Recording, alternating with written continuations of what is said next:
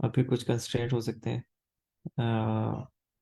कि computing power कितनी available है, क्या क्लाउड यूज़ कर रहे हैं या फिर अ, कोई स्टैंड लोन डिवाइस पे हमने ट्रेन करना। और फिर हमारा जो प्रोजेक्ट है उसका स्केल क्या है, how big the project is.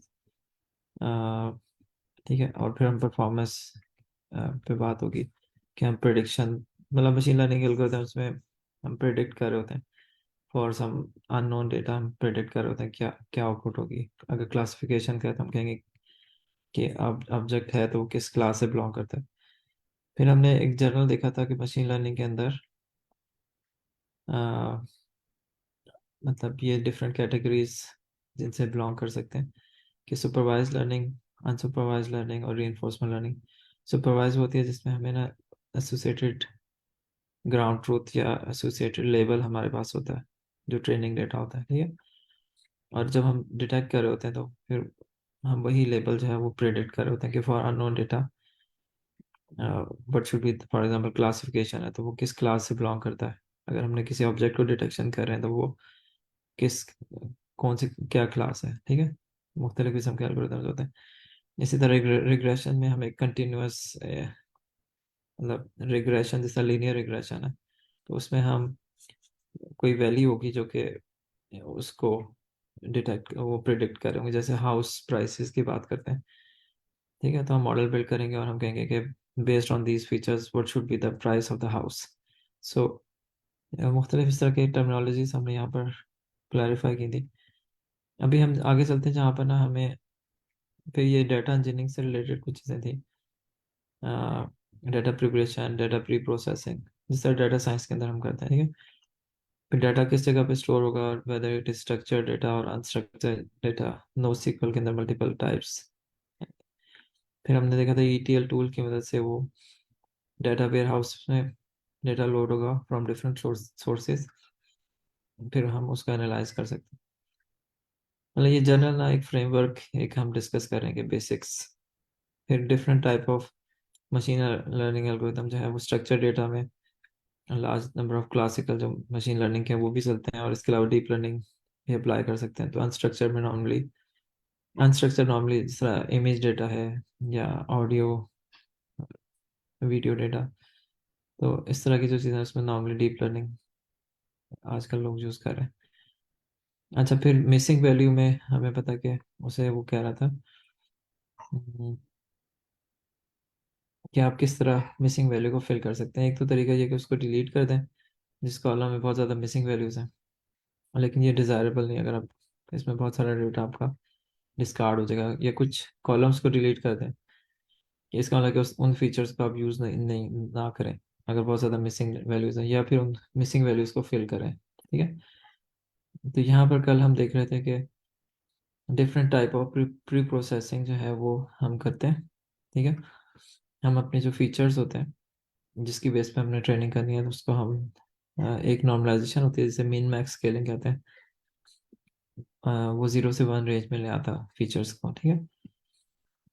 अच्छा, फिर इस तरह स्टैंडर्डाइजेशन होती है जिसमें हम उसको अगर हमारा जैसा नॉर्मल डिस्ट्रीब्यूशन है तो उसमें से हम मीन वैल्यू सब्ट्रैक्ट करते हैं और स्टैंडर्ड डेविएशन से डिवाइड करते हैं तो वो 0 मीन हो जाता है और स्टैंडर्ड डेविएशन उसकी 1 हो जाती है। तो ये कुछ स्टेप्स होते हैं जिसको हम अपने मॉडल की, मतलब जो फीचर्स हैं उनको ये प्री प्रोसेसिंग स्टेप्स कह लें।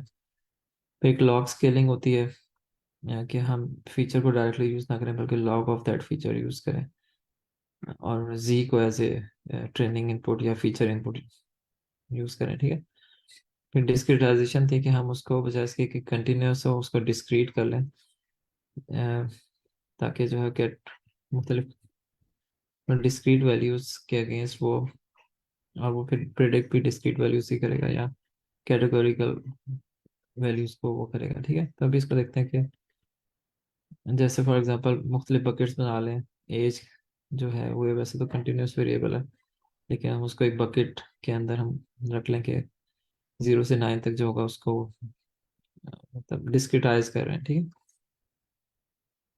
फिर एनकोडिंग, फिर ये इसने कहा था कि आप जो कैटेगोरिकल डेटा होता है उसको हम न्यूमेरिकल वैल्यू से रिप्लेस करते हैं या एनकोड करते हैं, ताकि वो, क्योंकि नंबर जो है वो ट्रेनिंग के लिए फिर हम मशीन लर्निंग में यूज़ कर रहे होते हैं।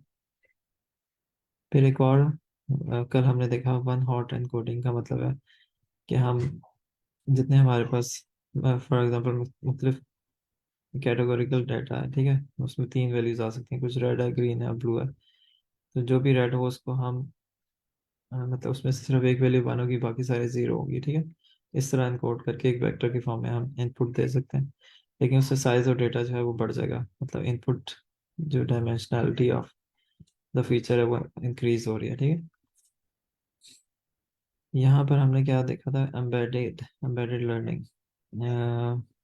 हम एन डायमेंशनल वेक्टर में एम्बेड करके उसको बेसिकली यूज कर सकते हैं। साजिद, आप इसमें कुछ ऐड करेंगे, ये जो एक फ्लो ऑफ वो है? जी प्लीज। हाँ रेहान, ये सारी टेक्निक्स यूज होती हैं इस मकसद के लिए। तो इसके अंदर मुझे कहीं ये नजर नहीं आया कि इससे एडवांटेज क्या होगा। हाँ सही है, तो आप अगर बता सकें, मे बी हमने स्किप कर दिया या अ, हाँ। इसमें है नहीं कि ये क्यों करते हैं प्री प्री प्रोसेसिंग अच्छा, कि। एक चीज जो मेरे माइंड में आती है वो तो ये है कि आपके जितने ये सारे एल्गोरिदम होते हैं इसकी बेस पे बेसिकली बैकएंड पे मैथमेटिकली सारी चीजें मॉडल हो रही होती हैं। तो आप जब 0 1 में जाते हो या आप न्यूमेरिक्स में जाते हो बजाय कैटेगोरिकल के, तो आपकी मॉडल की लर्निंग ज्यादा रोबस्ट होती है। ठीक है। तो उसको डिसीजन मेकिंग में आसानी होती है। जैसे वन हॉट कोडिंग का ये एडवांटेज होता है कि अगर कोई भी मॉडल है उसको, फॉर इंस्टेंस हम डीप लर्निंग को देखते हैं तो हमेशा से वो जो ह्यूमन न्यूरॉन्स होते हैं उसकी बेस पे वर्क करता है। और ठीक हमारे है। न्यूरॉन्स ह्यूमंस हमारे लिए ये फैसला करना आसान होता है। अगर हमें कहा जाए कि यार हमें अगर 2 चीजों में डिसीजन करना तो हमारे लिए ज्यादा आसान है बजाय इसके कि 5 में। फॉर एग्जाम्पल हमारे पास कोई भी चीज है, हमने उसकी क्लासिफिकेशन करनी है और हमें कहते हैं कि आपने इसको 5 क्लासेस में डिवाइड करना है। तो हमें ज्यादा फीचर को माइंड में रखना पड़ता है कि यार अब ये क्लास 1 में होगा, 2 में आएगा, 3 में आएगा, 4 में आएगा या 5 में आएगा। इसके निस्बत अगर बाइनरी क्लासिफिकेशन है तो हमारे लिए पैटर्न को रिकग्नाइज करना ज्यादा आसान है। तो इसलिए आप वन हैट इनकोडिंग करते हो कि यार अगर ये रेड है, ये वाला पैटर्न होगा तो रेड होगा, अगर ये वाला होगा तो ग्रीन होगा, अगर ये है तो ब्लू होगा। तो डिसीजन मेकिंग इजी हो जाती है।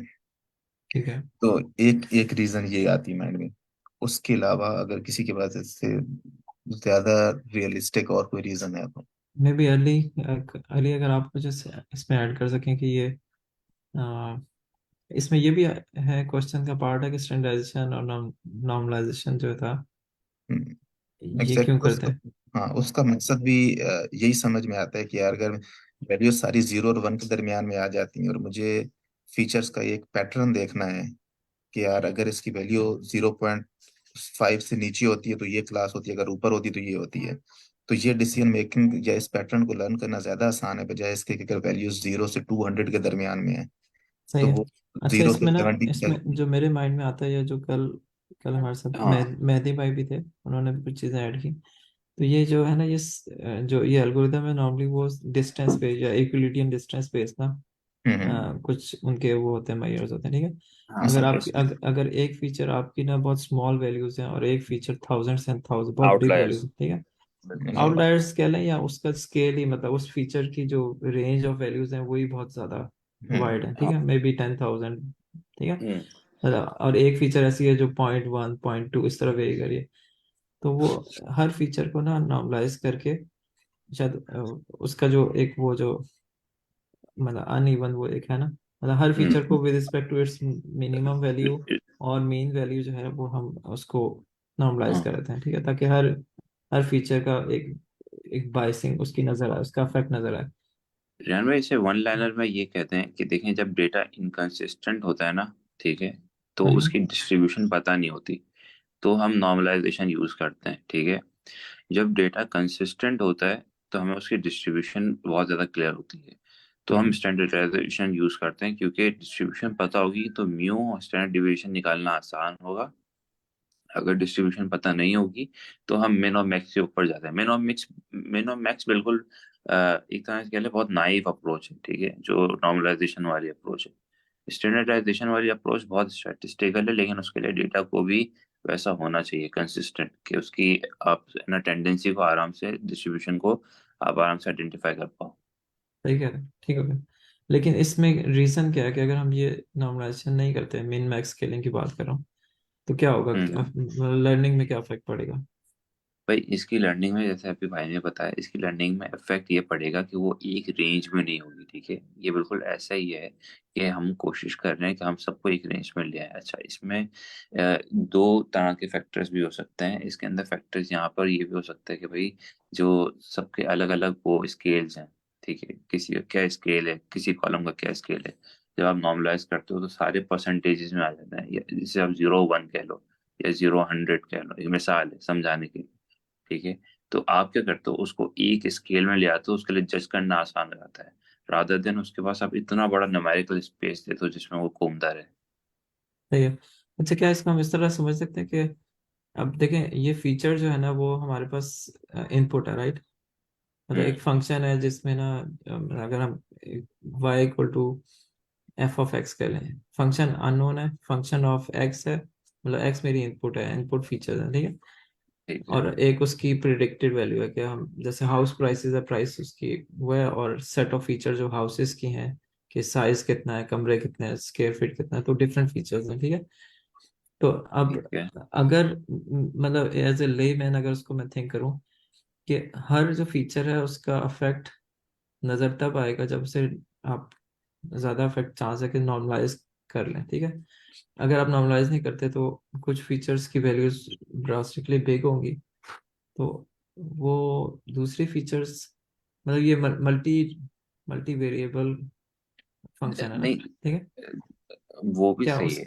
मतलब मैं जस्ट आस्क कर रहा हूँ, मतलब मुझे नहीं हाँ पता हाँ कि हाँ हाँ, इसको इस आप तरह हम सही है। थिंक कर सकते हैं। देखें, आप देखें, आप बिल्कुल सही कह रहे हैं। इसको बस आसान करने के लिए ये हम नॉर्मलाइज क्यों करते हैं, ठीक है। पहले तो मशीन लर्निंग मॉडल को अगर आप समझ लेना, ये बिल्कुल एक छोटे बच्चे ही तरह है, ठीक है। अब आप जब एक छोटे बच्चों को ट्रेन करते हो, कोई भी चीज सिखा रहे होते हो, तो आप डायरेक्ट कोशिश करते हो उसके लिए आसानी बनाने की, कि उसको सीखने में आसानी हो, ठीक है। हम लर्न कराना चाह रहे हैं, तो इस यहाँ पर हम इसीलिए एक सिंगल स्केल कर देते हैं ताकि उसके लिए अंडरस्टैंडिंग आसान हो जाए, रादर देन डिफरेंट स्केल्स में वो घूमे। सही है, ठीक है। हमारे पास स्पेस को हम लिमिटेड कर रहे हैं, प्रोबेबिलिटी स्पेस को। अच्छा, इसका फायदा ये होता है कॉमन स्केल करने का, कि इसकी वजह से उसके पास स्पेस लिमिट 0 1 के दरमियान का स्पेस आ गया, रादर देन वो 0 2000 के दरमियान घूमे।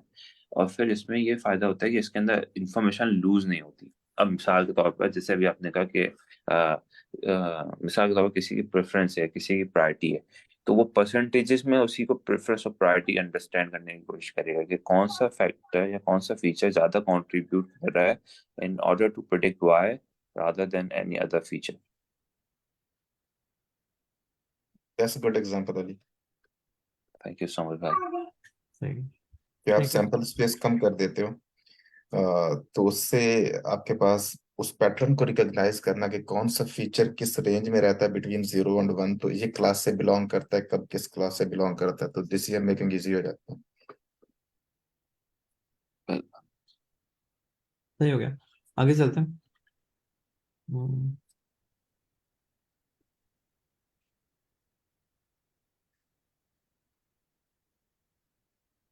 अच्छा, ये सारी चीजें सही। ना, मतलब जी बोले अली। ये ऊपर जो वन हॉट इनकोडिंग वगैरह का भी है ना, ऐसे ये जी भी उमूमन सवाल आपसे होता है कि भाई है ना, कि इस वक्त हमें, अब हम डेटा को प्री प्रोसेस कर रहे हैं और हमारे पास कैटेगोरिकल कॉलम्स हैं, तो आप बताएं हमें किस तरफ जाना चाहिए, ठीक है।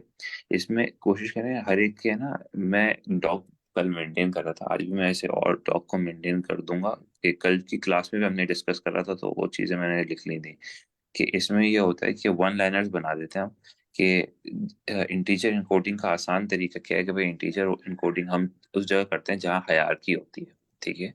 हायरार्की से हमारा जहाँ पर है ना प्रायोरिटी होती है, जहाँ पे प्रेफरेंस इन्वॉल्व होती है, यानी कि excellent is always going to be more preferred over bad, ठीक है। तो यहाँ पे रैंकिंग है, जहाँ रैंकिंग होती है वहाँ इंटीजर इनकोडिंग होती है, क्योंकि पीछे से मॉडल क्या कंसिडर करेगा, कि जैसे यहाँ यहाँ पे उन्होंने 1 2 3 दिया हुआ है, तो मॉडल क्या करता है, मॉडल रैंकिंग असाइन करना शुरू कर देता है, कि यार अच्छा ये ज्यादा, वैसे इन्होंने उल्टा कर दिया है, लेना कि जिसका वेट ज्यादा होगा ना, तो मॉडल समझेगा यार ये ज्यादा इंपॉर्टेंट है बनिस्बत उसके जिसका न्यूमेरिकल वेट कम है, ठीक है। तो आपने इसको ख्याल रखना होता है। इसके बाद वन हॉट इनकोडिंग आ जाता है। वन हॉट इनकोडिंग के अंदर आप क्या करते हो, वन हॉट इनकोडिंग के अंदर आप ऊपर वाली प्रेफरेंस को रिमूव करने के लिए, ठीक है, कि वो ये ना समझने लगे कि यार जो 3 है वो ज्यादा इंपॉर्टेंट है 1 से। आप क्या कर रहे हो, तो आप है ना, क्या बाइनरी में है ना उसे कन्वर्ट कर देते हो। बाइनरी में कन्वर्ट आप इस तरह करते हो कि आप कहते हो कि जैसे रेड ग्रीन ब्लू 3 कलर है, ठीक है, अब इनके दरमियान कोई रिलेशनशिप नहीं है, कोई हायरार्की नहीं है, सही है, इंडिपेंडेंट वेरिएबल्स हैं। तो आप इनमें ये करते हो कि आप जिस जगह पर रेड होगा वहां पे 1 दे देते हो, मीन्स प्रेजेंस, और बाकी जो दूसरे कलर नहीं है वहां पे आप 0 दे देते हो कि मीन्स नॉट अवेलेबल, ठीक है। अच्छा, इसका फायदा ये होता है कि मॉडल के नजदीक है ना प्रेफरेंस नहीं आती है, वो ये नहीं समझता कि अच्छा रेड को 3 दिया हुआ है तो रेड ज्यादा इंपॉर्टेंट है बजाय ग्रीन के, ठीक है। मैं अली, एक बात हाँ आपसे हाँ। कहूँ। मेरा ख्याल हम्म है रेफरेंस से ज़्यादा ना, मुझे जो चीज़ लगती है वो इसकी ना, एक, मतलब अगर एक लाइन पे आप कहें ना कि यार, जैसा कल भी मेहदी भाई ने शायद बात की थी या में भी आपने की थी। अब इसमें अगर आप एक बंदे को कहते हैं कि ग्रेड करो बिटवीन 0 और 10, ठीक है, हम्म जिस तरह हम एक सर्वे का रिजल्ट कर रहे होते हैं, ठीक है, मैं कहता हूँ हम्म 0 से लेकर लेट से 3 तक जो है ना वो बैड है, अगर उसको रेटिंग ये मिले। 3 से लेकर नेक्स्ट लेवल लेट से 6 तक गुड हम्म है, ठीक है। इसमें हम्म बैड हो गया, ठीक है। और हम्म यहाँ से ऊपर जो है ना वो एक्सेलेंट है। मतलब दिस इज जस्ट एग्जांपल, ठीक है। अच्छा, अब पॉइंट ये है कि ये ना एक रेंज है कि इससे अगर अच्छा हुआ तो वो गुड में आएगा, ठीक है। तो अगर आप इसमें देखें तो ये मतलब एक कंजेक्टिव, मतलब कि बेशक आप 3 से 2 में कह लें, मतलब दिस इज इंक्रीमेंटल चेंज। हम्म मतलब ये नहीं हो जाएगा कि 3 से आप इंक्रीज किया तो अचानक ही वो एक्सीलेंट में चला गया। May be in that sense ये सिक्वेंशियल आपने इसलिए नंबर रखे हैं। आपकी बात नहीं ठीक है, इस तरह नहीं है। नहीं, ऐसा नहीं है। अब आप सही कह रहे हैं, ये अंडरस्टैंडिंग हमारे ह्यूमंस की है, ठीक लेकिन है, मॉडल की ऐसी नहीं होती। ठीक मॉडल है, क्या करते हैं, मॉडल न्यूमेरिकल पैटर्न को आइडेंटिफाई करने की कोशिश करते हैं, तो वो यहाँ पर इंटीजर इनकोडिंग में पैटर्न बनाना शुरू कर देता है प्रायोरिटी का। देखिए, ठीक तभी है। तो वन हॉट इनकोडिंग को इंट्रोड्यूस कराया गया। अब आप अगर आप ये कह रहे हैं तो वन हॉट इनकोडिंग के फिर इंट्रोडक्शन का रीजन नहीं बनता ना। ठीक है, उसका रीजन इसीलिए बनाया गया कि ये बाइनरी में घूमे, ये ना समझना शुरू कर दे कि यार है ना जो रेड है वो ज्यादा इंपॉर्टेंट है ग्रीन के मुकाबले में, ठीक है, सही है। ऊपर उन्होंने क्या करा है, कॉपी करा है, तो उन्होंने एक्सीलेंट, गुड और बैड को कलर दे दिया, उसकी ठीक, ठीक फीचर है, का वेडिंग सेट, ठीक है। तो ऐसा नहीं है, यहाँ पे ऊपर ना प्रेफरेंस है, प्रायोरिटी इन्वॉल्व है, और मॉडल वाकई में करेगा, ठीक है, ये पढ़ाया जाता है ठीक हो कि गया, ठीक हो गया। मॉडल वाकई में एक होता है। तो इसमें क्या होता है कि वन हॉट कोडिंग के अंदर हम कोशिश ये करते हैं कि हम किसी तरह से मॉडल को ये समझा सकें कि देखो ये दोनों एक दूसरे पे डिपेंड नहीं करते हैं, ठीक है, सही, इनमें मेक कोई सेंस। ये बात समझ आ गई। अच्छा, वन इसमें हॉट कौन क्या है, कोडिंग, सही हो गया। इसमें इसमें रियान भी आप बताएं कि इसमें नुकसान क्या होगा, आप बताएं कि वन हॉट इनकोडिंग का नुकसान क्या होगा। मतलब साइज बढ़ जाएगा ना, कि एक जो इन्फॉर्मेशन थी उसके बजाय आपको 3 कॉलम्स रखने पड़े, मतलब बिल्कुल, एक इससे कॉलम हम के बजाय डायमेंशनलिटी बिल्कुल ऐड हो जाएगी। बिल्कुल बिल्कुल इसको इसका पर्टिकुलर नाम क्या है, कर्स ऑफ डायमेंशन, ठीक है। ठीक है। अच्छा, और फिर एम्बेडिंग लर्निंग। एम्बेडेड लर्निंग में एन वेट, डायमेंशनल वेक्टर था जी। साजिद क्या कह रहे ये जो डायमेंशन बढ़ाई वो तो हमने लेबल्स की बढ़ाई हैं। तो अगर ये फीचर्स की हमने डायमेंशन बढ़ाई हैं, हैं? हाँ मतलब देखिए, बिल्कुल फीचर की डायमेंशंस इसलिए बढ़ गई क्योंकि इस फीचर की डायमेंशन का बढ़ना क्या होता है, आप ये समझ लो हमने नए फीचर्स ऐड कर दिए। पहले हमारे पास एक कलर का फीचर था, ठीक है, अब हमारे पास रेड ग्रीन ब्लू 3 और मजीद फीचर ऐड हो गए। अच्छा, ये कहाँ पे काम आता है, ये काम आता है जैसे आयरिस डेटा सेट है, ठीक है, उसमें सिर्फ 4 जो है वो कॉलम है, ठीक है। लेकिन अगर आपके पास मिसाल के तौर पे 60+ कॉलम्स हो, जैसे कि आपके पास आ जाते हैं ये रोड की स्टार रेटिंग का, ठीक है, तो आई रैप का डेटा सेट, तो उसमें ये होता है, उसमें 60+ कॉलम्स हैं, सही है। अब वो 60+ कॉलम्स में अगर आप हॉट इनकोडिंग करेंगे तो 60+ कॉलम्स के अंदर की, इसका मतलब है हर एक कैटेगोरिकल कॉलम के अंदर जितनी वैल्यूज हैं वो सब और मजीद डायमेंसिटी ऐड कर देंगे। अच्छा तो अली, अली, मैं उस बात को इस तरह कहूंगा कि ये लाजमी नहीं कि ये लेबल हो, ये कैटेगोरिकल कोई फीचर भी या हो सकती है, ठीक। हाँ, मैं समझ गया। मैं मिस इंटरप्रेट किया। मुझे लगा कि हम जो कैटेगरिकल लेबल है उसको कन्वर्ट करें, but this is a different discussion. हम मतलब अगर कैटेगरिकल फीचर भी है तो उसको भी हम वन हॉट इनकोडिंग करके सही। और उसको मल्टीपल हाँ, फीचर्स बनते हैं, तभी डायमेंशंस बढ़ती है।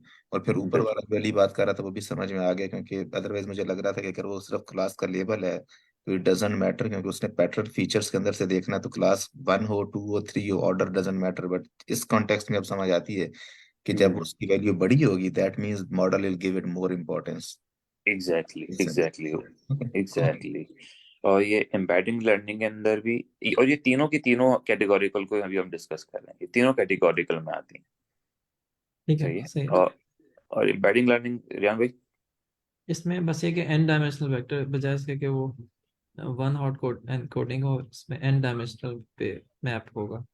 अच्छा, इसके इसको आसान, एन डायमेंशनल वेक्टर को भी और मजीद आसान करें। सही है। देखें, चीजों को जितना सिंपल करेंगे ना उतना अंडरस्टैंडिंग आसान रहेगी। एन डायमेंशनल वेक्टर से क्या मुराद है? मतलब ये है कि आपने वेक्टर साइज डिफाइन कर दिया कि मैंने अपनी फीचर को इतने साइज के वेक्टर पे मैप करना है। हाँ, बस इसको आसान करने के लिए इसको ये समझ लें कि जैसे हमने क्या करा, हमने यहाँ पर अगर हमारे पास चार फीचर्स हैं, ठीक है, तो अब और एक हमारे पास वाई, सही है, यानी कि चार एक्स हैं और एक वाई। तो आप क्या कर रहे हो, आप एक वेक्टर बना देते हो जिसमें आप बताते हो कि देखो यार, ये की है, यानी वाई की है, सही है, और उसके जो वैल्यूज है ना वो चार एक्स हैं। इस तरह मैपिंग हो रही होती है। डन। ठीक है। अच्छा, इसको ही आप जो, जब आप इसे एम्बेडिंग्स में कन्वर्ट करते हो तो ये क्या होता है, न्यूमेरिकल फॉर्म्स में कन्वर्ट हो जाती है। सही है। ठीक है। अच्छा, और ये ज्यादातर कहाँ पे काम आता है, जब आपके पास प्रोबेबिलिटी स्पेस बहुत बड़ा हो। सही है। ये, और प्रोबेबिलिटी स्पेस कहाँ बड़ा होता है ज्यादातर केसेस में, टेक्सचुअल डेटा के अंदर। सही है। कि ठीक है। आपका एक एक वर्ड जो है ना, वो इतने सारे पीछे के वर्डों के साथ वो उसको मैपिंग करनी पड़ती है, तभी वो नेक्स्ट टोकन को जनरेट कर पाता है मॉडल। ठीक है। ये तो इसकी एम्बेडिंग्स करते हैं। सही है। सही और है। आजकल, और ये वैसे आपके लिए और सब लोगों के लिए कि आजकल ये है ना, जैसे चैट जीपीटी और GPT-4 और बर्ड, ये बहुत मशहूर मॉडल्स हैं, ठीक है, ट्रांसफॉर्मर्स हैं। सही है। तो यहाँ इनमें हम एम्बेडिंग्स को यूज कर रहे होते हैं, सही है, NLP के अंदर, इन ठीक है। इन सिनेरियोज में। सही हो गया। ठीक है। अली, तो how it looks like, for instance ऊपर हमने वन हार्ड इनकोडिंग की तो हमें एक 2D मैट्रिक्स नजर आ रहा है, हाँ राइट? तो भाई हमें, ये, हाँ तो हाँ हाँ हाँ। जब ये एम्बेडिंग बनेगी, तो hmm. How how it will look like, मतलब विजुअलाइज अगर हम करना चाहें तो क्या? हाँ जैसे आपके पास एक इमेज के अंदर RGB होता है तो 3 डायमेंशनल होता है, कुछ उस टाइप की चीज बनेगी, फिर बीच में हम एक RGBA फोर्थ डायमेंशन डालते हैं, तो मतलब how it will look like, can visualise it? हाँ हाँ, we can definitely visualise it. इसका सबसे आसान तरीन जो है ना, सबसे आसान तरीन एग्जाम्पल, वो आप इस तरह कह लें कि कोई चार फीचर ले लें, ठीक है। मिसाल के तौर पर कल भाई मेहदी भाई थे, उन्होंने बॉडी मास इंडेक्स के बारे में कहा था ना, हम इसमें बॉडी मास इंडेक्स में हम लेते हैं हाइट और वेट। सही है। तो आप क्या कर रहे हैं, आप ले लें हाइट वेट, और ये प्रिडिक्ट करेंगे BMI। सही है। वाई हो जाएगा BMI, और हाइट और वेट हो जाएंगे एक्स। सही है। अब आप क्या करते हैं, आप एक वो बनाते हैं डिक्शनरी। सही है। और डिक्शनरी में आप लिखते हैं BMI कोलन, और फिर उसमें आप एक अंदर है ना एक और वो एक वेक्टर दे देते हैं, एक लिस्ट दे दें 1 डायमेंशनल, अभी इस सिनेरियो में कि हाइट और वेट उसके अंदर, तो ये मैप कर रहा होगा। अच्छा देखो, ये हाइट और ये वेट होगा ना, तो ये BMI होता है। सही है। तो आप ये एक सिंपल डिक्शनरी बना देते हैं। अब यही डिक्शनरी बहुत बड़ी हो जाती है किस सिनेरियो में, जब आप काम कर रहे होते हैं टेक्सचुअल डेटा के अंदर, हम्म। तब हम इसमें एम्बेडिंग लर्निंग यूज करते हैं। अगर अच्छा, आपके गूगल पे, ली जी मैं जी, आपसे पूछूंगा, जो कल जिस जिस कॉन्टेक्स्ट में बीएमआई की बात हुई थी, वो तो मुझे हम्म इस तरह की फील मिल रही थी कि हम फीचर को डायरेक्टली यूज नहीं कर रहे, बल्कि फीचर के आपस में रिलेशन को यूज कर रहे हैं। ठीक है। उसमें इस तरह की बात थी कि अगर आप हाइट की बेस पे आप कहें कि हाइट और वेट की information as a two column, ठीक है, हम्म और उसके अगेंस्ट आपने प्रिडिक्ट करना है कि पर्सन डायबिटिक है या नहीं। ठीक है। हम्म तो मुझे जो समझ आई थी उसकी डिस्कशन से कि बीएमआई अगर हो, जो कि ratio of height and weight है, तो फिर आप हम्म। प्रिडिक्शन ज्यादा बेहतर कर सकते हैं। नहीं नहीं जान भाई, ऐसा में देखें अच्छा, मुझे बात सुनो कभी। ना, एक मिनट बात सुनो ना। हम्म हाइट की इंफॉर्मेशन है, ठीक है। वो हम्म हाइट अगर मैं सिर्फ एक उसका वो लूँ डायमेंशन, तो hmm for different people having different heights, किसी में हम्म डायबिटिक है, किसी में नहीं है, मतलब लेवल की इंफॉर्मेशन जो है वो डायबिटिक का होना है या नहीं होना है। ठीक है। हम्म। अच्छा, मतलब 1 0 दो हाँ, कैटेगरीज हैं, बाइनरी क्लासिफिकेशन। Binary classification. ठीक है। इसी तरह हम्म वेट की इंफॉर्मेशन भी है। तो मुझे हम्म। ये लग रहा था कि हाइट और वेट को अलग अलग फीचर लिए बगैर अगर हम बीएमआई को एज ए फीचर ले लें, क्या इस तरह नहीं थी बात? नहीं, असल में रियान भाई, इसमें मसला ये होता है कि हाँ। आप है ना फीचर सेट बहुत छोटा भी नहीं कर सकते, वरना हम्म मॉडल अंडरस्टैंड ही नहीं कर पाएगा कि भाई ट्रूली कौन सा फीचर, कौन कौन से फीचर्स हैं कि हम्म। जो कि है ना एक वेरिएबल को प्रिडिक्ट करने में कंट्रीब्यूट कर रहे हैं। ठीक ठीक है। है। यही ठीक है। यही लीनियर रिग्रेशन है। लीनियर रिग्रेशन का अगर सबसे आसान तरीन डेफिनेशन देखें ना, हम्म। तो और जो हम हर एक न्यूरॉन पे कर भी रहे होते हैं, वो यही कहता है कि देखो भाई, in order to predict y you are using these many particular axes plus constants। तो ठीक यहाँ है। पर ये वाला सीन है। और उसमें जब आप बहुत कम फीचर्स देते हो ना, तो फिर प्रॉब्लम ये होता है कि इस फिर होती है अंडर फिटिंग, कि मॉडल अंडरस्टैंड ही नहीं कर पा रहा होता कि यार कौन से फीचर, या फिर बहुत रैंडमाइज डेटा देते हैं। जब हम डेटा, एक होता है कि जब आप फेक डेटा बनाते हो, ठीक है, इसे सिंथेटिक डेटा कहते हैं, जब रियल वर्ल्ड डेटा ना अवेलेबल हो, उस वक्त बनाते वक्त भी ये ख्याल रखना पड़ता है कि हम बहुत ज्यादा रेंडमाइज दे दें। तो चाहे रैंडम डेटा हो या बहुत कम फीचर्स वाला डेटा हो, इन दोनों में प्रॉब्लम होती है अंडर फिटिंग की, कि मॉडल सही से आइडेंटिफाई नहीं कर पा रहा होता कि यार कौन से फीचर्स हैं जो ट्रूली कंट्रीब्यूट कर रहे हैं। सही है। तो ठीक है। आप क्या करते हो, आप अपना फीचर स्पेस बढ़ाने की कोशिश करते हो, लेकिन बहुत ज्यादा फीचर्स भी नहीं कर देते। ये बिल्कुल ऐसे ही है कि बच्चे को आप कुछ सिखाने की कोशिश कर रहे हो, तो उसको आप 4 बुकें देते हो, लेकिन आप ये नहीं देते कि 40 बुकें दे देते हो कि वो बोझ तले तब जाए। ना ही आप उसे एक बुक देते हो कि वो सही से प्रिपेयर ही ना कर पाए पेपर के लिए। ठीक है। सही हो गया, मेक सेंस। सही है। और ठीक है। भाई आप, और है ना क्या है कि एक गूगल पे टैब खोल के भी आप सिर्फ लिखें एम्बेडिंग, सही है, है ना, ठीक है। वेक्टर एम्बेडिंग्स, तो आपको उसमें भी नजर आ जाएगा ये बिल्कुल वेक्टर।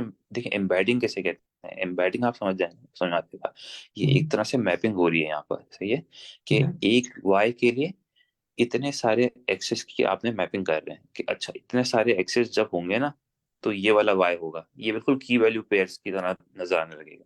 बस मसला ये है कि ये तब इस्तेमाल होता है जब आपके पास बहुत बड़ा प्रोबेबिलिटी स्पेस हो, जैसे टेक्स्ट का डेटा, क्योंकि उसमें आपको पिछले इतने बड़े टेक्स्ट के बेस पर एक नया टोकन प्रेडिक्ट करना होता है।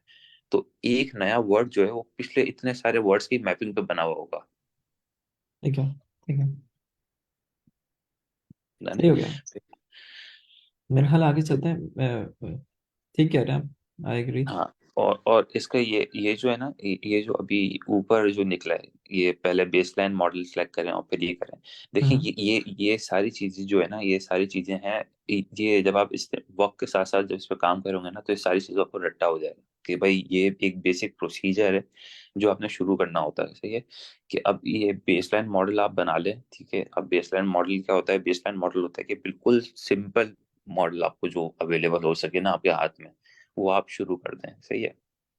अच्छा, और बाकी का क्या है कि आजकल ये जैसे एलएलएम्स चल रहे हैं, तो एलएलएम्स में उन्हें कहते हैं फाउंडेशन मॉडल। ठीक है, जो पहले प्री ट्रेंड आपको मिलता है, और उसके बाद आप उस पर जो भी काम करते हैं, फिर आप एक्सपेरिमेंट विद सिंपल मॉडल्स होता है, एक्सपेरिमेंट विद सिंपल मॉडल्स यहाँ पर। और बेसलाइन मॉडल में क्या है, बेसलाइन मॉडल के अंदर आप क्या कर रहे होते हो कि आप सिर्फ एक बेसिक स्ट्रक्चर बना देते हो, ठीक है, एस्टेब्लिश कर लो।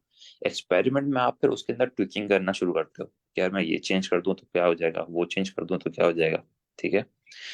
फिर इन्होंने यहाँ पे कहा है कि है ना, ये explore ML models that are quick to practice, इन्होंने जैसे लॉजिस्टिक रिग्रेशन का है।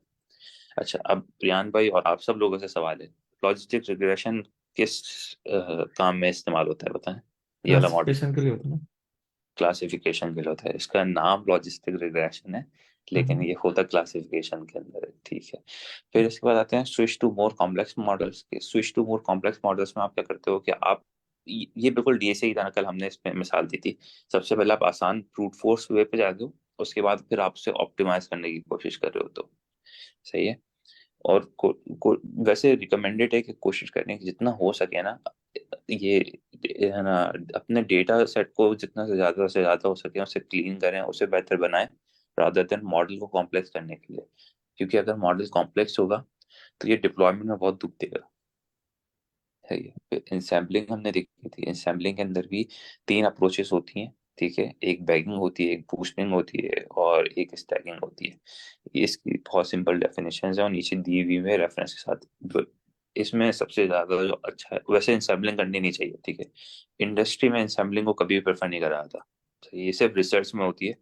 इंडस्ट्री के अंदर इंसैम्बल इसलिए नहीं करते क्योंकि पहला ये मॉडल को और मजीद कॉम्प्लेक्स बना देता है, दूसरा ये मॉडल को बहुत हैवी बना देता है कि आप मल्टीपल मॉडल्स को एक साथ स्टैक करना शुरू कर देते हैं, तो डिप्लॉयमेंट मसला पड़ जाता है। सही है। ठीक है।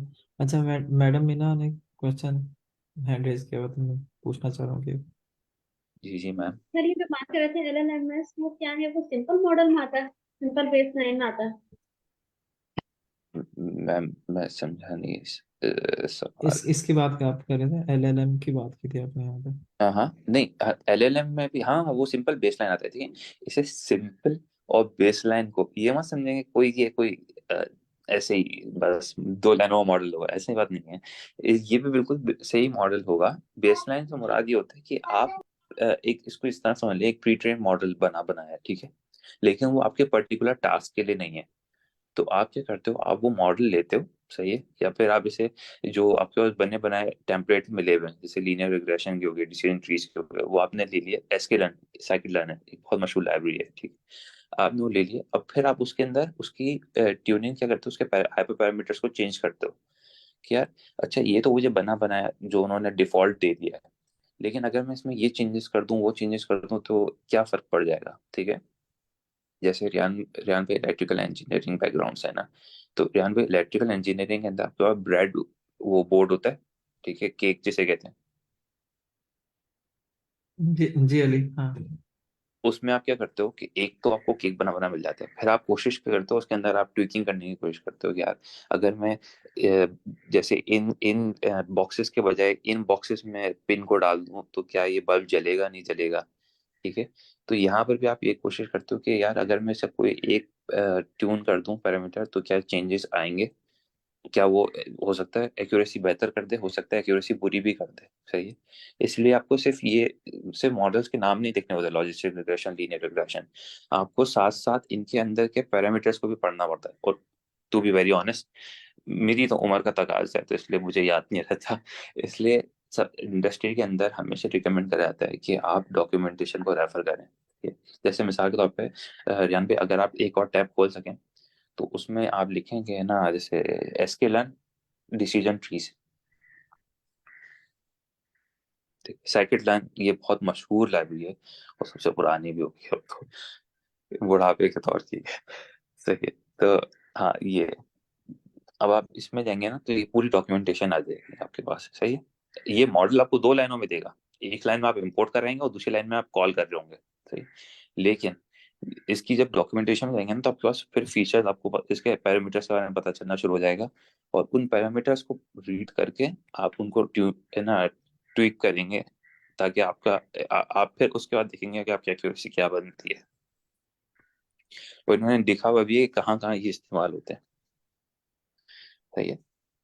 और इनमें से कोई भी ऐसा मॉडल आपको नहीं मिलेगा जो कि इलॉजिकल होगा, ठीक है। जब मैं हमेशा सबको जब भी मैं पढ़ाता भी हूँ तब भी मैं ये कहता हूँ कि मशीन लर्निंग में इतना टाइम रहने के बाद मुझे ये समझ में आया कि we will learn more from machines rather than we will teach machines, ठीक है। तो यहाँ पर भी ऐसे ही है कि आप बहुत कुछ सीखोगे अपने बारे में भी, सही है। ये सारी चीजें इसमें कोई भी ऐसी चीज नहीं है जो आपको आपकी प्रैक्टिकल जिंदगी में बेहतर बनाने में कंट्रीब्यूट नहीं करेगी, ठीक है। जैसे डिसीजन ट्रीज है, डिसीजन ट्रीज आसान भाषा में क्या होता है, डिसीजन ट्रीज होता है कि आप बहुत सारे डिसीजंस ले रहे होते हैं, आप इसे एक तरह से कह लें ट्रीज की मदद में, सही है। कि आपने पहले एक क्वेश्चन करा, उसके बाद उसका जवाब क्या आया, उससे दूसरा क्वेश्चन निकला, उसका जवाब क्या आया, उससे दूसरा क्वेश्चन निकला।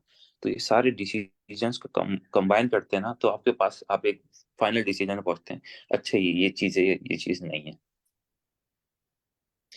ठीक है। तो इस तरह आप इन सारे सही मॉडल्स है। को जरूर पढ़ें, इसको जरूर एक्सप्लोर करने की कोशिश करें। और जैसे मैम आपने एलएलएम के बारे में पूछा था ना, तो एलएलएम में भी बेसलाइन मॉडल होता है, ठीक है, उसे फाउंडेशन मॉडल कहते हैं, जो बना बनाया आपको मिल जाता है। फिर आप उसको फिर आप उसके साथ करते हैं क्या कहते हैं कि आप उसे फाइन ट्यून करते हैं, फाइन ट्यून करते हैं अपने टास्क के हिसाब से। उमूमन प्री ट्रेन मॉडल या अगर आपका काम कर जाता है तो आपको फाइन ट्यूनिंग नहीं करनी पड़ती, जो कि बहुत अच्छी बात है। जब आप फाइन ट्यूनिंग करते हैं तो फिर आप दूसरे एक्सपेरिमेंट वाले फेस पर आ जाते हैं। डन। होप मैंने आपके सवाल का जवाब दे दिया हो। अली, ठीक हो मेरा गया। क्वेश्चन है यहाँ पे थैंक यू सर। होगा इसमें। रिगार्डिंग द ensemble मॉडल, जब आपने कहा कि उसको डिप्लॉय करना जो है दैट इज अ हेडेक, हम्म, हम्म, इसको थोड़ा सा elaborate करेंगे? फॉर इंस्टेंस, हाँ random forest is a bagging method, XGBoost is a boosting method, सही जो है, ensemble हैं, and they perform सही है, really like आप सही। किसी हैकाथॉन वगैरह में जाते हैं, वहां भी टॉप हम्म, परफॉर्मर होते हैं। और इनकी अपनी लाइब्रेरीज हैं जिनको डिप्लॉय करना उतना ही आसान है जितना साइकिड लर्न को करना किसी और मॉडल के लिए। नहीं, तो मुझे ये चीज समझ में नहीं आई कि वो अच्छा, कैसे ज्यादा हाँ, कम्प्लेक्स। ठीक है। अच्छा, एक होती है मॉडल इंटरप्रेट है ना, ओके। एक्सप्लेनेबिलिटी। ठीक है, या जब आप मॉडल को एक्सप्लेन करने की कोशिश करते हैं ना, तो राइट। इंसेम्बल मॉडलिंग में एक्सप्लेनेबिलिटी का फैक्टर बहुत ज्यादा मुश्किल हो जाता है, क्योंकि ट्रू। इतने सारे मल्टीपल मॉडल्स इन्वॉल्व हो जाते हैं। ठीक है, राइट। नंबर एक।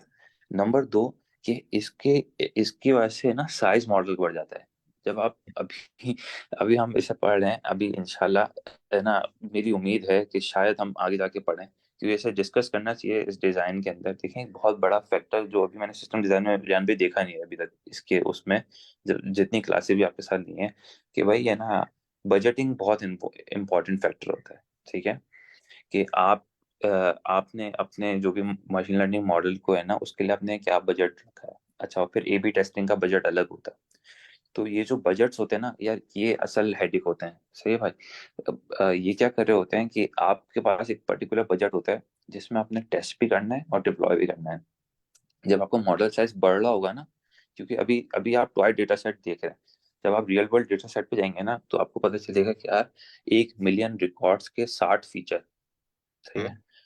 अब उसकी वजह से वो इतना हैवी मॉडल हो जाता है जिसको डिप्लॉय करने के लिए बड़ा मसले पड़ते हैं, कि आपको उसके लिए स्पेशल बजट और स्पेशल मशीन एलोकेट कर देनी पड़ती है। तो इस वजह से है ना, इंडस्ट्री प्रेफर नहीं करती है कि जितना हैवी होगा एक तो मॉडल, नंबर एक, और दूसरा कि है ना, जितना कॉम्प्लेक्स होगा, एक्सप्लेन भी नहीं कर पाएंगे आप उसे, ना ही समझ सकेंगे कि यार क्या चीज कहाँ हो रही है, क्योंकि इतने सारे फैक्टर्स इन्वॉल्व हो जाएंगे। और दूसरा कि उसके हैवी साइज की वजह से डिप्लॉयमेंट मुश्किल हो जाएगी। सही है।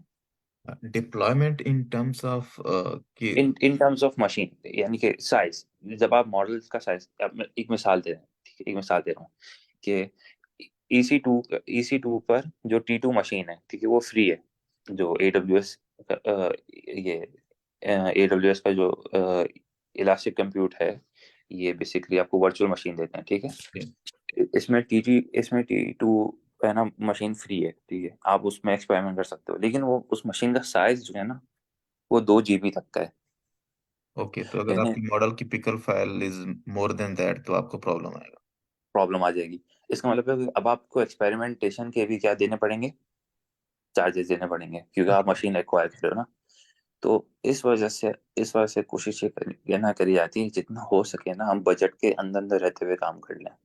ठीक है, क्योंकि एक मॉडल नहीं होगा, मल्टीपल मॉडल्स हैं जिनके साथ आप एक्सपेरिमेंट कर रहे होंगे। सही है।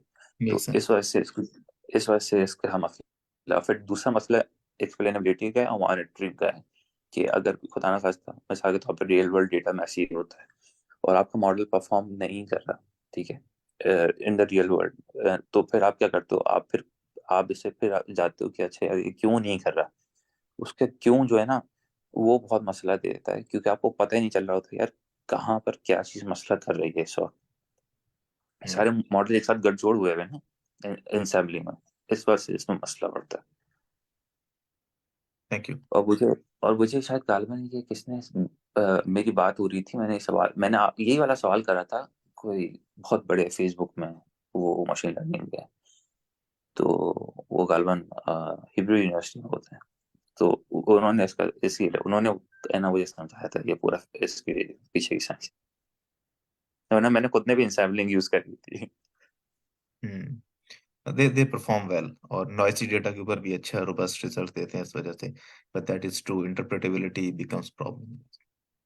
Exactly, exactly. और और फिर आप रिप्रोड्यूसिबिलिटी भी कभी कभी इशू हो जाता है क्योंकि उसमें इंतहाई रेंडमनेस होती है। अब 100 ट्रीज आपने लगाए हुए हैं, हर ट्री में अपनी रेंडमनेस है, तो उस रिजल्ट को रिप्रोड्यूस करना एक अलग चैलेंज बन जाता है कभी कभार। एग्जैक्टली एग्जैक्टली, और स्पेशली रियल वर्ल्ड डेटा के अंदर, ट्रू। क्योंकि बहुत, बिल्कुल, क्योंकि आप ट्रेन कर रहे होते हो, लेकिन जब आप रियल वर्ल्ड डेटा में जाते हो ना, तब जाके असल उसकी आजमाइश होती है। ट्रू। सही हो गया। अच्छा, अब इस पे थोड़ा सा कंटेंट्स को वो करते हैं कवर। तो अच्छा, सही है। अली आप भी लीड कर लो बेशक, लेकिन इसमें ये मतलब ब्रीफली समराइज करते जाओ कि ऑब्वियसली जितना आप कर सकते हो कि सही है। लॉस फंक्शन क्या होता है और फिर इस तरह के अच्छा देखें, है डिस्ट्रीब्यूटेड ना, ट्रेनिंग क्या होता सही है। अच्छा देखें, इसको आसान तरीके से आप ये कर लें कि ना, डिस्ट्रीब्यूटेड ट्रेनिंग वो भी देखते हैं। बाकी का ये कि लॉस फंक्शन को समझना बहुत आसान इस सेंस में है कि आप है ना, अम, आप एक बेसिक प्रिंसिपल ऑफ लर्निंग समझ लें। देखिए, लर्निंग किसे कहते हैं? लर्निंग कहते हैं कि आपको कोई नई चीज मिली, ठीक है, और आपने उस नई चीज को अंडरस्टैंड करने की कोशिश करी, लेकिन उसकी अंडरस्टैंडेबिलिटी में आपको दिक्कत आएगी, ठीक है, पहली इटरेशन में, यानी कि पहले बारी में, पहले रिवीजन में। फिर आप उसे दोबारा रिवाइज करेंगे, फिर आप दोबारा अपने आप का टेस्ट लेंगे, फिर आप चेक करेंगे कि आपको अब कितना याद है। सही है रियान भाई? सही कह रहा है? हूँ? ऐसे ही ठीक होता है। है। हम्म। मशीन लर्निंग मॉडल भी यही करते हैं, ठीक है। मशीन लर्निंग मॉडल को पता नहीं हम क्यों आर्टिफिशियल, भाई अब ये बड़ी अच्छी इस पर डिबेट हो रही थी, ना ही ये आर्टिफिशियल है और ना ही, है ना, मैं तो वैसे इसे बहुत इंटेलिजेंट समझता हूँ, लेकिन फिर भी ये ना आर्टिफिशियल है ना इंटेलिजेंट है, ठीक है। इसमें ये बिल्कुल नॉर्मल एक ह्यूमन लर्निंग का एस्पेक्ट इन्वॉल्व है। आप क्या करते हैं कि मशीन लर्निंग मॉडल एक दफा इटरेट करते हैं, और उसके बाद वो लॉस फंक्शन में अपने आप को चेक करते हैं कि यार मैं कहाँ पर खड़ा हूँ इस वक्त। फिर वो जो भी उसका फाइनल लॉस आता है, उसकी उसकी बेस पर आप वो जज करते हैं कि क्या ये एक्सेप्टेबल लॉस है, ठीक है, या फिर एक्सेप्टेबल नहीं है। ये डिपेंड्स कि आपको कितनी एक्यूरेसी चाहिए, ठीक है। फिर वो क्या करता है, वो फिर बैक प्रोपेगेट करता है। अच्छा, बैक प्रोपेगेट एक बहुत फैंसी टर्म है, लेकिन इसको आसान अल्फाज में ये कहें कि वो बाहर, फिर वो पीछे से जाता है और दोबारा से वही प्रोसेस को ना शुरू करता है, सही है, और फिर अपना लॉस चेक करता है। काश इंसान ऐसे हो जाए तो क्या दुनिया हो जाए, ठीक है। तो यहाँ पर भी ऐसा सीन है। तो ये लॉस फंक्शन होता है, ये आपको मदद क्या करता है, ये आपके प्रिडिक्टेड वाई को एक्चुअल वाई के साथ क्या कराता है, कंपेयर कराता है। सही है रियान भाई? अच्छा, लॉस फंक्शन जो है ये उसकी बात हो रही है जब ट्रेनिंग हो रही है, राइट? कि उसने अपने राइट। पैरामीटर एडजस्ट ये करने और देखने कि लॉस फंक्शन मिनिमाइज हो, ठीक है। बिल्कुल बिल्कुल सही है। बिल्कुल बिल्कुल अच्छा बिल्कुल। अच्छा, डिस्ट्रीब्यूटेड ट्रेनिंग किस तरह होगी कि मल्टीपल मतलब पैरेलल में ट्रेन डिस्ट्रीब्यूट, करेंगे? असल में मुझे ये यहाँ पर है ना, देखना है। आप जरा स्क्रॉल देख लेते डाउन हैं, करें स्क्रॉल डाउन कर लेते हैं। कि ये किस सेंस में कह रहा है। मैं असल में इसमें देख रहा हूँ कि जो चीज़ें हमारे इंटरेस्ट की वो होना, हम उनको स्कैन हाँ, करके क्योंकि पिक करें। डिस्ट्रीब्यूटेड ट्रेनिंग में भी अब पता नहीं ना, ये बैच प्रोसेसिंग के हवाले से कह रहे हैं ये या देख फिर रहा हूँ। मल्टीपल मशीन्स के ऊपर ट्रेनिंग एट स्केल। हाँ, ये model by dividing the work among multiple worker nodes, बिल्कुल रियान भाई, जैसा आप कह रहे थे, ये मल्टीपल वर्कर नोड्स पे है ना, मॉडल ट्रेन हो रहा होगा बस। ठीक These है। ठीक है। पैरेललिज्म एंड मॉडल पैरेललिज्म, सही है। अच्छा, यहाँ पर भी वही है कि इसमें क्या है कि इसमें मॉडल आप मल्टीपल वर्किंग मशीन्स पर भी मॉडल का पार्ट कर सकते हैं, या फिर आप डेटा को मल्टीपल मशीन के जरिए से दे सकते हैं, है ये, ठीक है। Depending on this some of important. सही हो गया। अच्छा, इसमें से देख लें आप बाकी लोगों को। अ, इस एग्जांपल को देख लेते हैं, ये जो इसने फिगर, क्योंकि टाइम थोड़ा रह गया तो उसको हम थोड़ा सा ऑब्जेक्टिव वे में देख लेते हैं कि डेटा सेट और ये क्या कर रहा है। साजिद, आपको या किसी एनी वन एल्स अगर आपको क्लियर होती है कि क्या कर रहा है तो फिर इसको, अदरवाइज हमें यहाँ से देखना पड़ेगा कि क्या कर रहा आप अगर नीचे करें तो इम्बैलेंस को देख रहे हैं कि वो एक में कह रहा है कि नेगेटिव क्लास ज्यादा है जो ऊपर वाला डेटा है हम्म रिसाइकलिंग में। हम्म थोड़ा सा और नीचे करेंगे तो और है। ठीक फिर है। वो उसी को टेक्निक्स बता रहे कि आप किस तरह से बैलेंस कर एग्जैक्टली। सकते हैं डेटा को। ठीक है। और वो कैसे कर रहा है उसको ओवर देखिए, सैम्पलिंग। हाँ, वो उसमें वो एक इसको इस तरह समझ लें कि एक क्लास को बड़ा कर दो, या तो फिर जो ज्यादा बड़ी क्लास है उसको छोटा कर दो, सही है और वो भाई? डिपेंड ठीक करता है कि आपके पास सैंपल टोटल कितने हैं। अगर आपके पास एग्जैक्टली पहले ही 1000 हैं और उसके मतलब 200 और 800 सैंपल है, 800 नेगेटिव और 200 पॉजिटिव, और आपने रिमूव कर दिए नेगेटिव वाले भी 600, तो 400 सैंपल के ऊपर मॉडल क्या ट्रेन होगा? अगर आपके पास मिलियंस हैं then you can afford to remove, otherwise you have to increase the number of positive sample. और उसकी आप सिंपली अली उसकी आप कॉपीज बना सकते हैं जैसे उसने बनाई है यहाँ पे। हाँ, इसमें नहीं, इसमें इसने पता नहीं क्यों कॉपीज बनाई है, लेकिन आप कॉपीज बनाने के बजाय क्या करते हैं, आप इम्प्यूटिंग करते हैं, जैसे कल भी हमने डिस्कस करा था। इम्प्यूटिंग में क्या करते हैं कि इम्प्यूटिंग में हमारे पास बहुत सारे मेथड्स हैं, और हम कोशिश करते हैं कि हम वो मेथड सेलेक्ट करें कि जो मेथड हमारे डेटा डिस्ट्रीब्यूशन को डिस्टर्ब ना करे। ठीक है, हम्म। जैसे मिसाल के तौर पे मीन है। सही, अगर आपके डेटा सेट में पॉजिटिव के अंदर बहुत सारे आउटलायर्स नहीं है, सही है, उसकी डिस्ट्रीब्यूशन बहुत क्लीन है, तो आप मीन इस्तेमाल कर सकते हैं, क्योंकि जब आप मीन इस्तेमाल करेंगे तो ओवरऑल पूरे डेटा सेट की जो डिस्ट्रीब्यूशन है उसका मीन क्या होगा, उसका मीन वही रहेगा। सेम सही रहेगा। है ना, सेम रहेगा। तो यहाँ पर आप इस तरह कर सकते हो, इट डिपेंड्स, आप मोड भी यूज कर सकते हो, आप मीडियम भी यूज कर सकते हो इम्प्यूटिंग के अंदर। इसमें इम्प्यूटिंग में फॉरवर्ड भी होता है, बैकवर्ड भी होता है, कि आप पुरानी जो उससे पिछली वाली वैल्यू होगी उसी को आगे डाल दो, या जो उससे आगे वाली वैल्यू होगी उसी को आगे फिल कर दो। ठीक हो गया। सही है। सही हो गया। और कॉन्ट्रैक्शन जब उसने छोटा करा है, वो जैसे भाई ने अभी बताया कि हम कब कर रहे होते हैं, हम तब करते हैं कि, है ना, जब हमारे पास डेटा सेट बहुत बड़ा होता है, कि हमें लॉस ऑफ डेटा पे इतना अफसोस नहीं होता। ठीक है, सही हो गया। अच्छा, चूजिंग द लॉस फंक्शन, आप इसको थोड़ा सा रीड कर लेते हैं। ये कह रहे हैं once the data set is constructed we need to choose a proper loss function to train the model. The loss function is the measurement of how accurate the model is at predicting an expected outcome. ठीक है। The loss function allows the optimization algorithm to update the model parameter during the training. ये भी पता चल गया। Designing a novel loss function is not easy. In machine learning interview, you are usually expected to select a loss function from the list of the existing loss function based on how you frame the problem. ठीक है। Novel उसके नहीं होगा, जो भी है उसमें से हम प्रॉब्लम पे डिपेंड करेगा। Sometime you might need to make minor changes to the loss function to make it specific to the problem. ठीक है। अच्छा। अच्छा, training from the scratch and fine tuning के मॉडल ऑलरेडी, मतलब स्क्रैच से train हो रहा है, उसमें ज़्यादा टाइम लगेगा। फाइन ट्यूनिंग में एक वेट्स दिए हुए हैं, उससे हम्म, आगे उसने करना है, तो वो कम बिल्कुल टाइम लगेगा। बिल्कुल।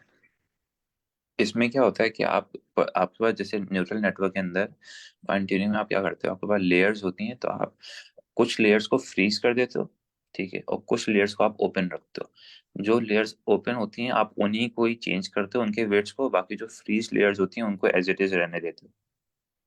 सही कह रहे हैं, बिल्कुल ठीक है। डिस्ट्रीब्यूटेड ट्रेनिंग भी हो गया, आगे चलते हैं हम। ये लेयर किस टाइप की होती मैडम डीप लर्निंग की है? बात करें कि डीप लर्निंग में मल्टीपल लेयर्स होती है ना, डीप डीप न्यूरल नेटवर्क जो होते हैं। ठीक है।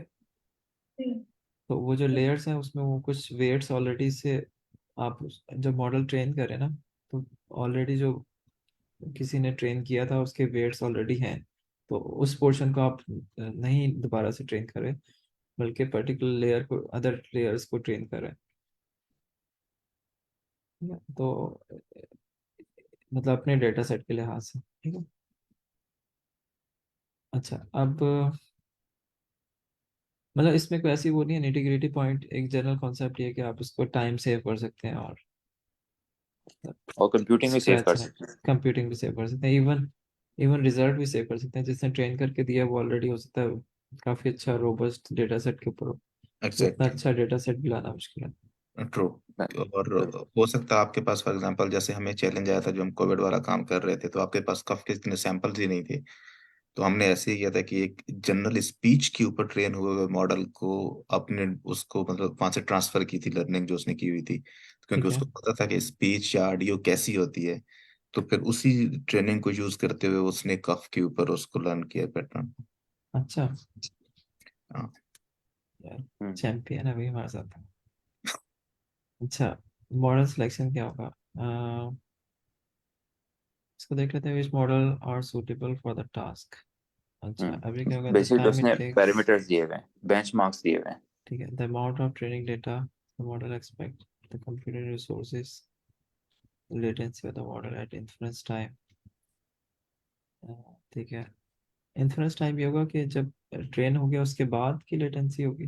जी जी जी, बेसिकली इन्फ्रेंस कहते हैं रिजल्ट को। ठीक है। ठीक है।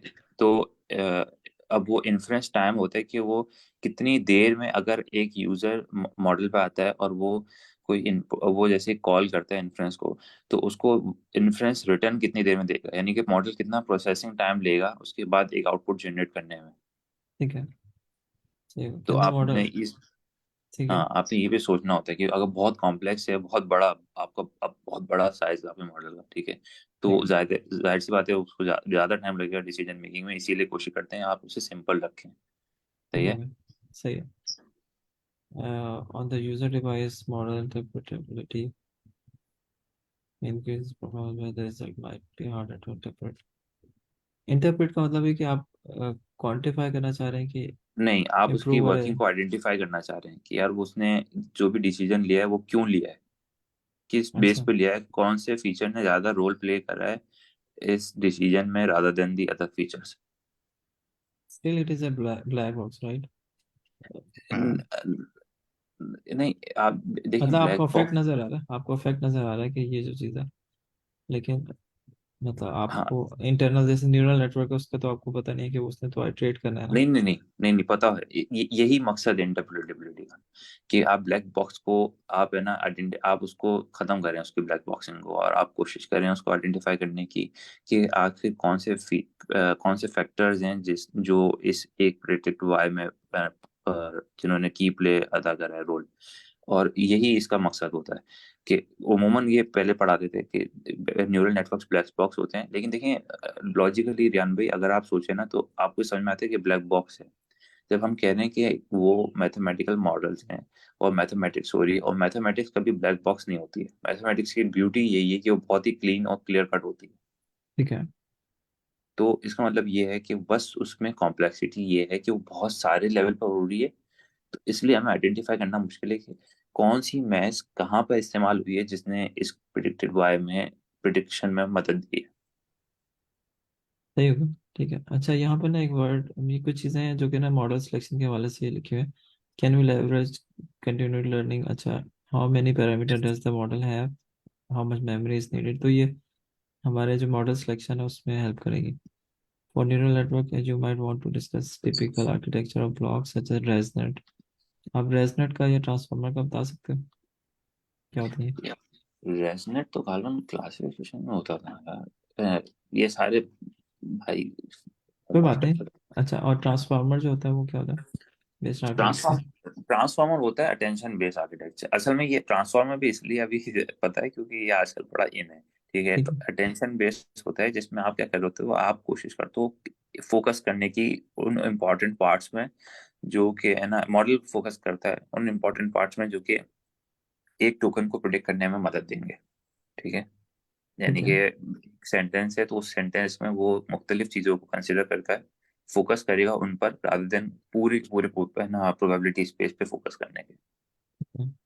और इसका एक बहुत मशहूर है रिसर्च पेपर कि attention is all you need. सही है, जो गूगल ने पब्लिश करा था 2017 में। Attention is all you. Need, अच्छा। वो ठीक है। एक फ्रेज है ना, जैसे attention is all you need, बड़ा मशहूर प्रोवर्ब है। तो हम्म। उसके ऊपर ही गूगल का रिसर्च पेपर है, और ये रेवोल्यूशनरी रिसर्च पेपर है। यानी कि हगिंग फेस का आपने शायद नाम सुना होगा। हगिंग फेस एक पूरी ट्रांसफॉर्मर बेस्ड एमएल मॉडल का गिटहब समझ लें। ठीक है, हम्म। तो हगिंग फेस की बुनियाद ही इस एक रिसर्च पेपर ने रखी है। चैट जीपीटी की बुनियाद ये है, बर्ड की बुनियाद ये है। सही है, एक पेपर। ठीक है। सही हो गया। चले मेरा हाल यहाँ तक कर लेते हैं स्टॉप, और फिर इंशाल्लाह मतलब इससे गुड डिस्कशन। मेरा ख्याल है कि बस we will keep it rolling इंशाल्लाह। Will try to grasp it and अच्छा। चलिए, आप लोगों का शुक्रिया यार, thank you. Perfect, thank you everyone. अल्लाह हाफिज़। थैंक यू, अल्लाह हाफिज। अल्लाह हाफिज़।